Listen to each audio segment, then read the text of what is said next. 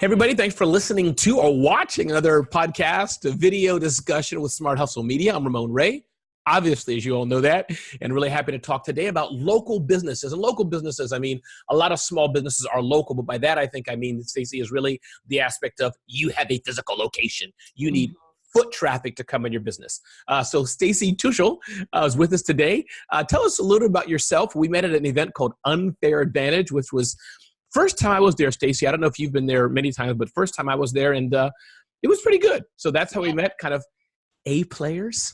I'm not everybody else, but A players are there. So Stacy, welcome, and tell us a little bit who you are and introduce yourself. Yeah, so thank you so much for having me. So we met at Unfair Advantage, and I guess my background really stems from that local business that you're talking about. So right out of high school, I started teaching dance classes to middle schoolers in my parents' backyard. Mm-hmm. And within 3 years, we had about 100 kids still coming to my parents' backyard.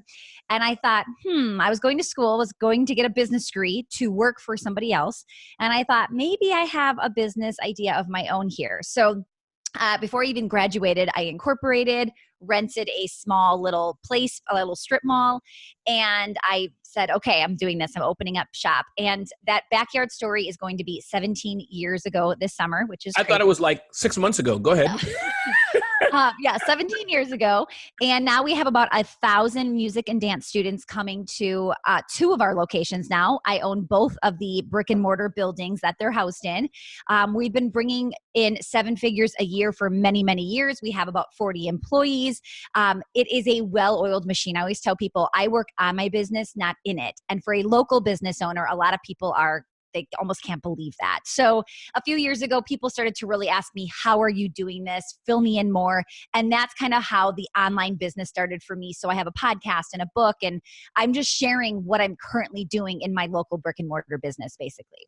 I love it. And please give a few links, names to your podcast, what you're doing, company name. Feel free to tell us how to reach you and all that. So my podcast is called Foot Traffic. So you can find it where all podcasts are found. And I guess the biggest place where I'm sharing and really connecting with people, I have a Facebook group called Foot Traffic. And then usually on Instagram, it's like a daily vlog from me where I'm just kind of sharing behind the scenes. So today is a Monday. I'm heading into a leadership meeting very shortly. And I'll show people like the ins and outs of what we do and what a leadership team is and why we meet monthly and all of that.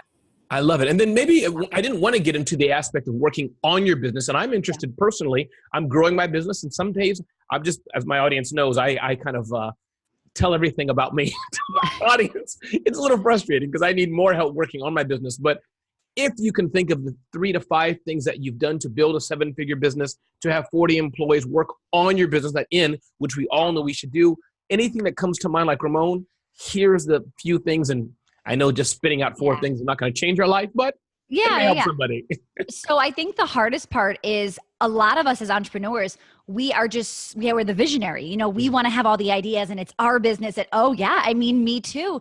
And it was that moment of, okay, I can keep doing this on my own, or I can really allow others to see this vision and help me with this vision. So when people say, oh, I would never want 40 employees, that sounds like such a headache, or that sounds like so much to manage. I always tell people my business is easier now than it was when I was a solopreneur. I promise you, when you get the right people on board and they can see your vision and feel your vision and they're full steam ahead with you, it's so much easier. So I think delegation is something people have to stop saying, but I'm not good at that, and just understand that it's a skill and you can master it. We can practice it and we can get better at it, because I'm still not the most amazing delegator, but I've gotten pretty good over the last 17 years. I think you have. Yeah. So I really want you to understand that you can do that too. So I would say that number one, and just getting out of your own way. I think when I was starting to get people to help me and work with me, and I wanted them to run it, but then I was kind of micromanaging and nitpicking a little bit. I had one of my managers actually say to me, if you want me to run this department, you've got to let me run it. Yeah. And that was the best conversation I could have had, because I realized I can't have it all and think, oh, but I'm also going to micromanage. You have to really give them that that reign. You have to give them that leadership role and allow them to flourish, and sometimes allow them to fail and then step in and go, let's figure this out. Let's work through this. So that's been, I think allowing myself to fail and others on my team has been huge for us.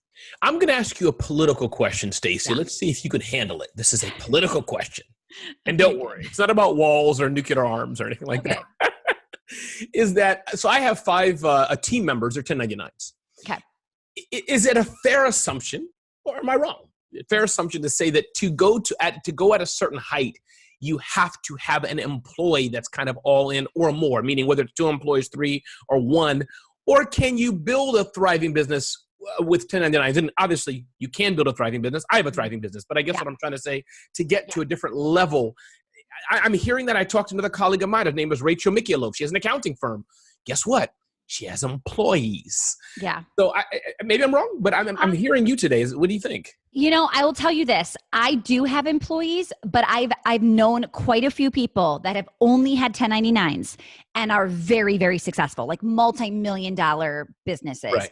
So I always say to people, there's more than one right way to do something, right? Just because you hear me say it doesn't mean, I need to go there. No, I think, and especially I had it, and sometimes you don't understand why people do things. So for me in my studios, I started with employees because I didn't know any different. I remember when somebody talked about these contractors, I was like, ooh, this sounds good. I want to switch. And my CPA was like, oh, no, you've already picked, and the IRS is going to red flag you if you all of a sudden switch, right? I understand. So, would I have gone a different way if I would have known better back in the day? Maybe, right? So no, I've heard of many successful business owners with just 1099s that are doing very, very well. So I think you got to find what works for you, know the law, right? Know the tax code, and see if you're even following it. Because I also see people who think they have contractors, but really they're treating them like employees or vice versa. That's true, and that's to get you in trouble. Let's move the conversation to foot traffic, which I know is your expertise. And again, this is a great part of the discussion, I think, for those of you who have physical businesses. I personally don't, meaning I work in my home office, but I don't want foot traffic. I don't want my phone to ring. Nobody should come in and browse around and say, ooh, this is nice. Nah, that's not me. I'm in an airplane going somewhere else. But Stacy, listen, drop science on us. What are you seeing? And I don't know if you need to make any personas. Does it matter if it's a pizza shop or it's a clothing store? I'll let you lead that discussion. But what are some things for retail businesses? Maybe they want the phone to ring. They're selling some online, but they need butts in seats. They need feet in the door. What do we do? Yeah. So first, because there is so much information for online business owners out there that I think a lot of these local businesses feel like, where am I supposed to go? What am I supposed to do? But I will tell you, business is business, right? When you hear people talking about an online webinar, it's the same thing as getting people into our door, right? So there's these 3 kind of points that I want to touch on. So number 1 is actually touch, right? There's these 3 T's. So touch is like the awareness, your visibility, right? Can we collaborate? What kind of social media are we doing, right? Like, where are people seeing you? That's the same thing as online, right? Social media, all of that.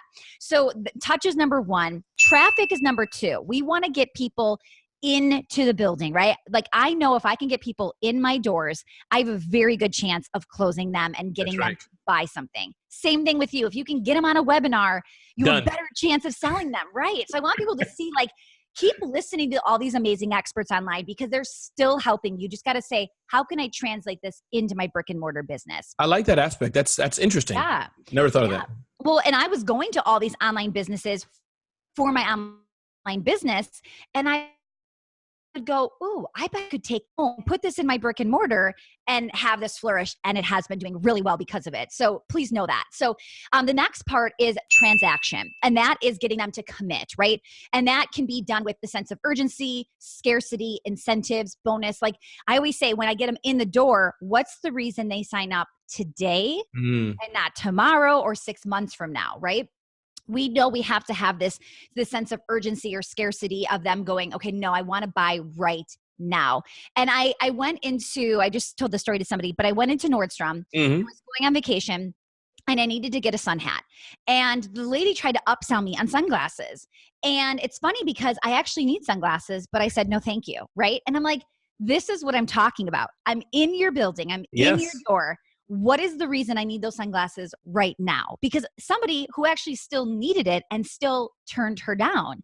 So we have to have a really good reason of Why now? And what would be the reason for that? So here's the thing. If there's no special on sunglasses, don't try to upsell me sunglasses right now. Give me something that is today only because I'm probably going to buy, right? But Stacy, since you needed the sunglasses, which she didn't know, correct? She did not know. Could she have, if she had gone through Stacy's training or whatever, could you have walked out with those sunglasses? What's the chance that if it was a different person, different tactic, and again, because she's playing your game, not in a bad way, that we're here to serve our customers.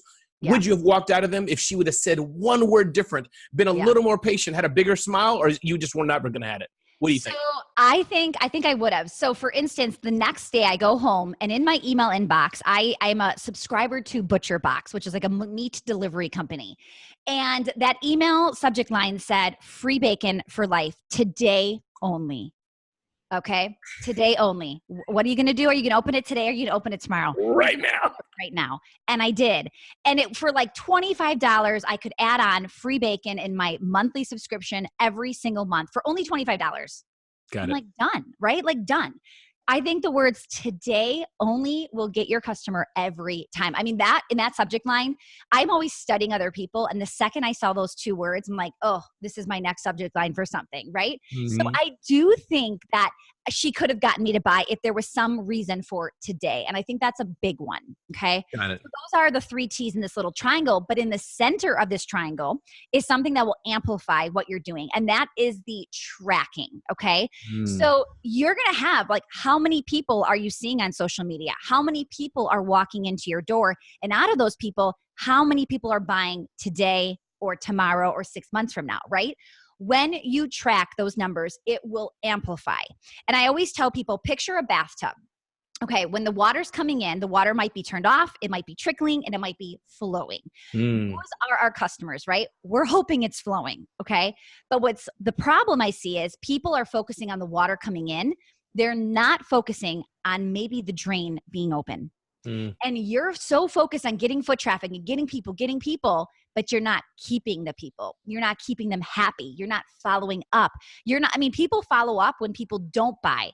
How many people follow up when somebody does buy? So imagine you buy it and you're like, hey, how was that bacon? You got it last month. Like, was it okay? Did you like it? Because what happens is maybe I hated it and I want to cancel. You can save a sale or switch them to something else just by checking in and following up. Retention is going to really, truly, I think, make or break your business because you can't just focus on more, new. You want to keep those people, keep them happy, and the lifetime value will be so much more than you've ever imagined. Well, you're right, Stacey. I mean, I think so many people, my book, you can see the little red cover back there, Celebrity CEO. You know, so many of us smaller businesses, big businesses too, we focus on getting new customers. We hear that all the time. How to get new customers, how to get new sales. And I love your analogy of the bathtub. I think it's a similar thing I'm saying is that we forget, Stacy's already bought from me. She already loves me, or not, but let's assume she already loves me. How can I serve her more? Get her to buy more from me, assuming that I'm selling what she wants. Is that what I'm hearing? Yeah, it's keeping the bathtub warm, right? Like keeping these buyers hot and keeping them coming back and keeping them in the bathtub. I read this book, Never Lose a Customer Again. And it said in the book, imagine how many customers you would have if you've never, ever lost one ever. Wow. Can you imagine? You're like, it's a totally different business. I'd have an island next to Richard Branson. I'd actually, you know what? Richard Branson would be using my island. I know. It's crazy. But we are not like trained to think that way. We are just constantly thinking, I need more followers. I need more customers. I need more. But really, some of us just need the same people we've been trying to serve this entire time, and we just need to keep them happy. Yeah. So for the retail, for the foot traffic, is it fair to call it a retail store? Is that the name we should use? Or? Yeah. I mean, here's the thing. There's all different. Some people will say a physical location, brick and mortar. Yeah. Because some people maybe aren't retail, right? They're service-based or things like that.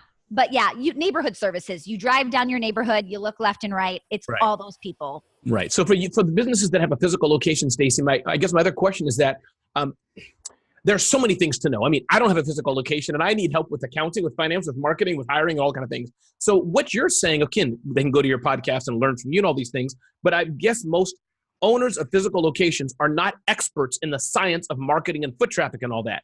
Yeah. So are they hiring somebody to help them? Are they learning it? Is that part of their team member? Because maybe they're experts in fashion. Maybe they're experts in accounting. Maybe they're experts in how to fix copiers. I don't know. But marketing, I used to work at Infusionsoft. Clayton Mass talked about this over and over again, this similar aspect of follow-up. That's a different beast. So I guess my question is, what do we do? Well, who do we need in our team? Or is this an important part to learn? Because that's a very particular discipline. Yes, such a good question. So here's what I'll tell you. Some of us started the business because we loved that specific thing. We were the technician. Right. I was the dance teacher. I loved dancing. Now, fortunately for me, I grew up in a small business, a family small business, and I had no idea my love for business until I started a business. Got it. So all of a sudden, my passion for dancing was starting to be replaced by my passion for business and learning and I just consumed it. I loved marketing. I loved all of it. So I took on that responsibility. Now, some people really just love to dance, right? Like they just really like pets and they want to just be the pet groomer. Right. And that's okay, right? Like I don't want you to beat yourself up if you're like, but I'm not a good person. I'm not a good marketing person. Like that's okay. You just need to know what your strengths are and what your weaknesses are. You need to stay in your lane and you need to hire people that are going to just be amazing at your weaknesses. So I don't think you have to jump in and be the marketer. I don't think you have to jump in and you can stay being the pet groomer, but you definitely need somebody to help you with operations and fulfillment and all of the things that you're not good at. Maybe growth. I mean, maybe that's something that you're just not going to want to do. So I think every business is going to be different. Yeah. I think that's when we have to step back and take an honest look at who we really are and what we're really good at, because that can be really hard sometimes, or we feel like we should be better at this. So we think, well, we'll learn it. But maybe your passion isn't learning Facebook ads. Maybe that's something you want to outsource. So I think you've just got to be really honest, and a coach can help you, a friend could help you, a peer that can help you. Just ask people, what do you see me as and what are my strengths? Awesome. Pardon me, ladies and gentlemen, for that cough. That was when Ramon thought he hit the mute button, but he hadn't hit it. And so he coughed like right dead into the mic. That's how we roll. What can I do? But I think, and the other thing I would add to that, Stacy, and if you have any other comments, feel free. My audience knows I'm short, sweet, to the point, and they can go read and click and find the person themselves. But I do think, as I do, and I'm sure you do, I don't think we're saying also to not know something about it. Yes. And I would say, know how to make that pizza, know how to groom those pets. That's what you do better than anybody else. Stacy, she can dance like nobody's business, but clearly read a few books, go to SCORE, go to the SBDC, listen to Stacy's podcast. So you may not be an expert on it today, but I would bet after a year or two, you could become an expert. But I would say at the very least, read and be knowledgeable of it, please. They say know enough to be dangerous. That's what they say. And I agree 100% because you can be taken advantage of. You hire somebody for Facebook ads and not taken advantage. They just don't know any better.